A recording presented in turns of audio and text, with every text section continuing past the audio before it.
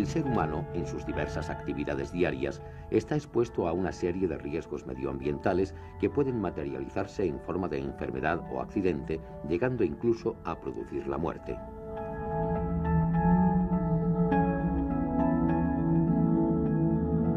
En el mundo laboral nos encontramos también con riesgos para la salud debidos a la presencia de contaminantes ambientales en numerosos puestos de trabajo.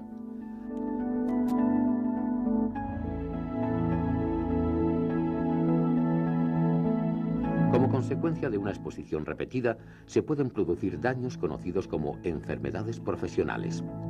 Conocer y controlar los niveles existentes en el ambiente y los admisibles por el organismo humano permite que se reduzca el riesgo para la salud del trabajador.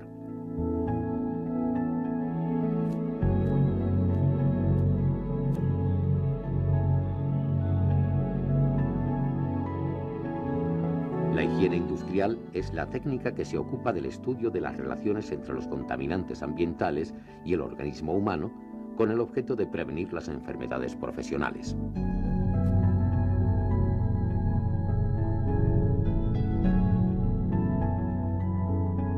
En los lugares de trabajo podemos encontrarnos contaminantes químicos como son los gases, vapores, humos y polvo, contaminantes biológicos como virus, bacterias y hongos, y contaminantes físicos, ruido, vibraciones, ambiente térmico, radiaciones. Veamos cuáles son las principales vías de entrada de los contaminantes químicos y biológicos en el organismo humano. La vía respiratoria es la más importante. Comprende todo el sistema respiratorio, es decir, nariz, boca, laringe, bronquios, bronquiolos y alvéolos pulmonares. Los contaminantes penetran por esta vía junto con el aire que respiramos y pueden causar su efecto perjudicial en el propio sistema respiratorio o en cualquier otro órgano, ya que al llegar a los alvéolos pulmonares pasan a la sangre y pueden alcanzar cualquier parte del organismo. La segunda vía de entrada de contaminantes en orden de importancia es la vía dérmica, que comprende toda la superficie de la piel que envuelve nuestro cuerpo. Los contaminantes pueden penetrar en el organismo atravesando la piel y con mayor facilidad a través de posibles heridas directamente o transportados por otras sustancias. Los contaminantes que se ingieren con la comida o que son deglutidos con las mucosas de las vías respiratorias pasan por la boca, esófago, estómago e intestinos y desde aquí a la sangre y al resto del organismo. Esta es la vía digestiva. Como vía de entrada de contaminantes al organismo es poco frecuente en situaciones normales de trabajo, pero puede ser importante si no se presta atención a los hábitos higiénicos personales.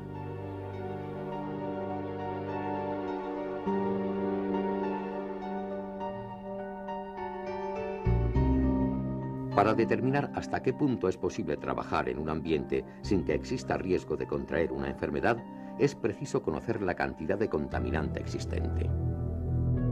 La medida puede hacerse utilizando instrumentos que de forma directa indican la cantidad de contaminante en el aire, pero es más frecuente utilizar los sistemas de toma de muestras del aire y realizar su análisis posterior. Este procedimiento es de tipo personal, de forma que el aire muestreado se corresponde con el que respira el trabajador.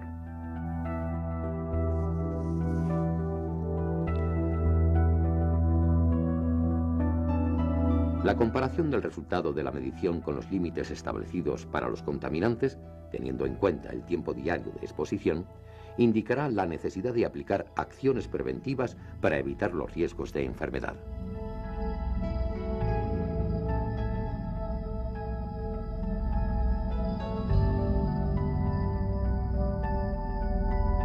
Para evitar los riesgos hay que mantener la cantidad de contaminante en el lugar de trabajo al nivel más bajo posible. Para ello se pueden implantar una o varias de las siguientes acciones.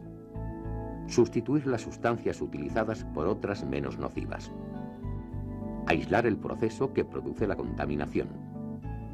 Impedir la dispersión de los contaminantes en el ambiente con sistemas de extracción localizada. Una buena ventilación es una condición obligada en cualquier local de trabajo. Mantener los puestos de trabajo limpios y ordenados es sin duda una condición imprescindible para lograr un ambiente de trabajo sin contaminación.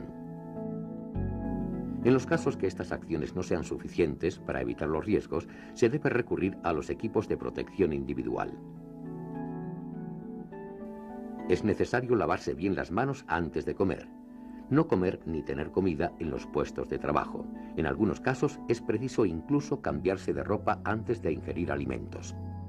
Pero además de las acciones de tipo técnico que acabamos de mencionar, es preciso implantar siempre medidas de tipo administrativo, como son realizar los trabajos siguiendo un procedimiento previamente establecido que tenga en cuenta las medidas de seguridad, formar e informar a los trabajadores de los posibles riesgos y de la forma de evitarlos para que puedan actuar correctamente.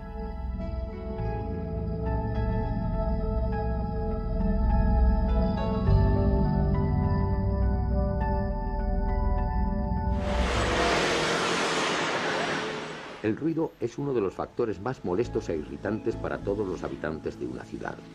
Pero ¿hemos pensado qué ocurre en el individuo que está expuesto cada día a un alto nivel de ruido en su puesto de trabajo?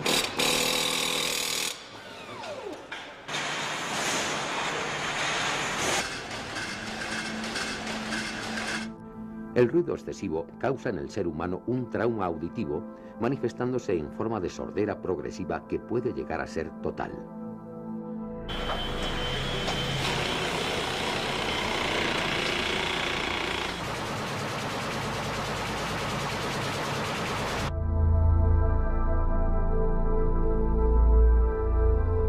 Para estimar el riesgo de que con el tiempo se desarrolle una sordera, se utiliza el nivel de ruido diario equivalente, que tiene en cuenta la intensidad del ruido y el tiempo diario de exposición.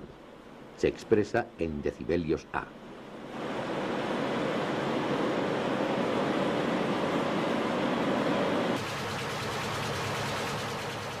La medición de la intensidad del ruido se puede realizar con instrumentos de medida directa o con dosímetros personales que se colocan sobre el trabajador. Cuanto más alto es el nivel, mayor es el riesgo de daño al sistema auditivo. Por eso, las medidas preventivas adquieren mayor importancia cuanto mayor es ese nivel.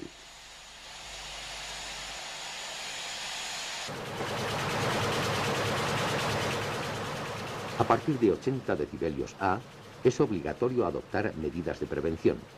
Y estas medidas deben ser más estrictas si el nivel supera el valor de 90 decibelios A.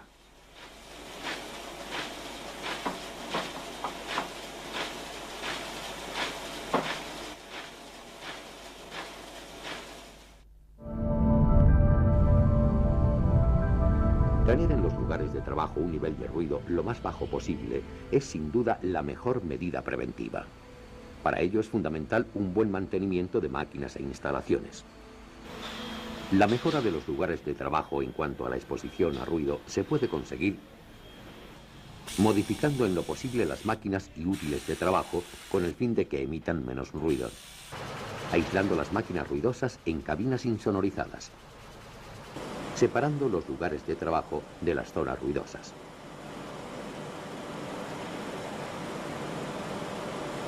Cuando no es posible técnicamente reducir el nivel sonoro, se debe recurrir a la protección individual. Las protecciones individuales frente al ruido pueden ser auriculares o tapones. Los auriculares aíslan totalmente el sistema auditivo, mientras que los tapones están constituidos por materiales blandos que se adaptan al conducto auditivo. La disminución del tiempo diario de exposición al ruido es una medida tan efectiva como la disminución de su intensidad. Así, la disminución del tiempo de exposición a la mitad es equivalente a una disminución de la intensidad del ruido de 3 decibelios A.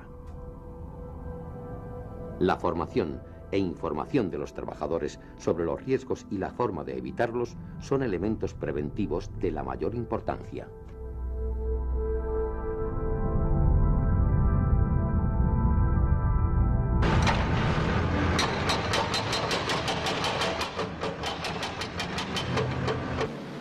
Prácticamente todas las máquinas y herramientas productoras de ruido generan vibraciones que pueden causar trastornos neurológicos, vasculares y daños en huesos y articulaciones.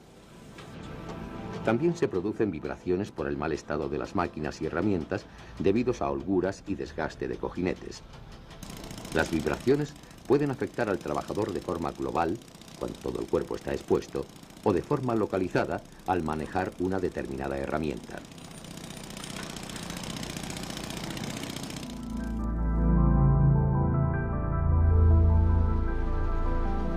Para evaluar la posible peligrosidad de las vibraciones es necesario conocer tanto su nivel de aceleración como las frecuencias predominantes. Los equipos diseñados para evaluar la exposición a vibraciones deben ser utilizados por personal especializado en su manejo.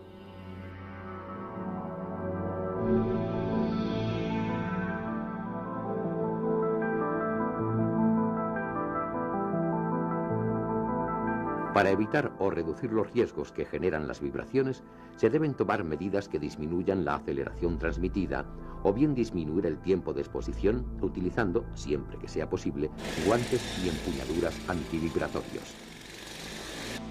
La modificación de la masa y la rigidez de la estructura evita vibraciones en la fuente. En el caso de instalaciones fijas, se colocarán elementos aislantes y elásticos entre la fuente y el resto de la estructura. Los trabajadores deberán en todo momento tener conocimiento de los riesgos que genera el uso de las máquinas y herramientas vibrátiles a través de una adecuada formación e información, descartando al personal con patología laboral asociada.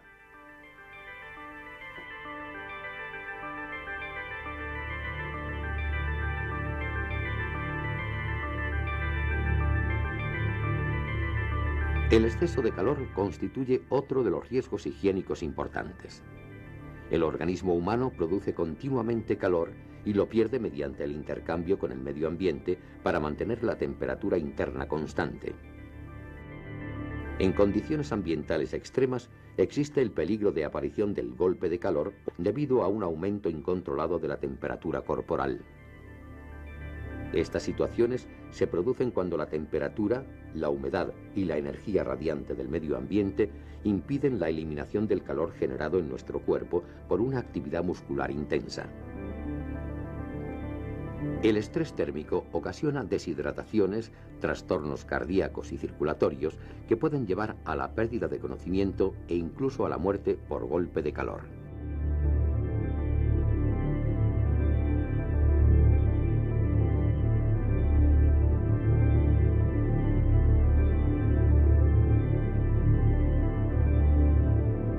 Para evaluar el riesgo de estrés térmico, se miden la temperatura, la humedad y la radiación térmica del ambiente, teniendo en cuenta la actividad del trabajador y la duración de la exposición.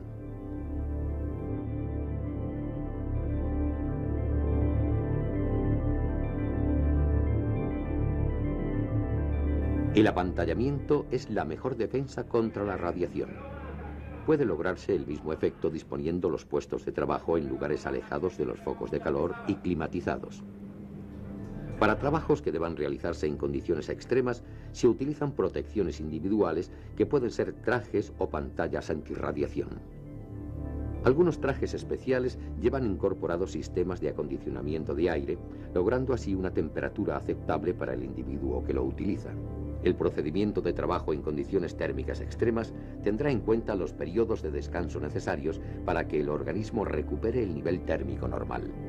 Asimismo, con una buena ventilación o climatización, se consigue controlar la humedad y temperatura del aire. Para evitar las deshidrataciones, se debe facilitar que los trabajadores puedan beber agua con las debidas garantías de salubridad, debiendo además recibir información acerca de los peligros inherentes a sus tareas y la forma de evitarlos mediante una adecuada formación.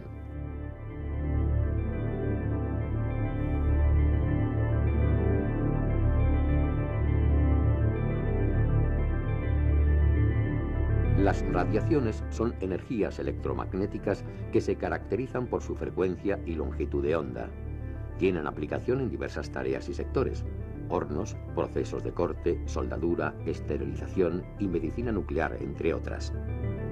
Se dividen, atendiendo a su forma de interacción con la materia, en ionizantes y no ionizantes, pudiendo producir distintos efectos en el organismo, tales como quemaduras y destrucción celular, e incluso, a largo plazo, cáncer.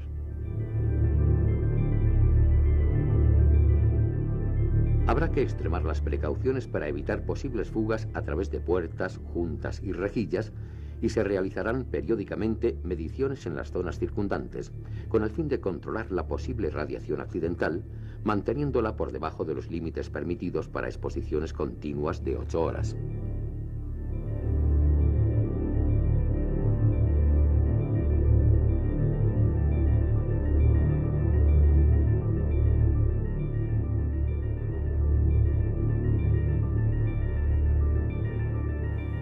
Para evitar el acceso de forma accidental a zonas con riesgo evidente, se pueden colocar pantallas de vidrio con componentes metálicos. Dado que la densidad de potencia decrece con la distancia, una buena medida preventiva es alejar al trabajador de la zona de emisión. Una adecuada formación de los trabajadores contribuye a evitar los riesgos innecesarios.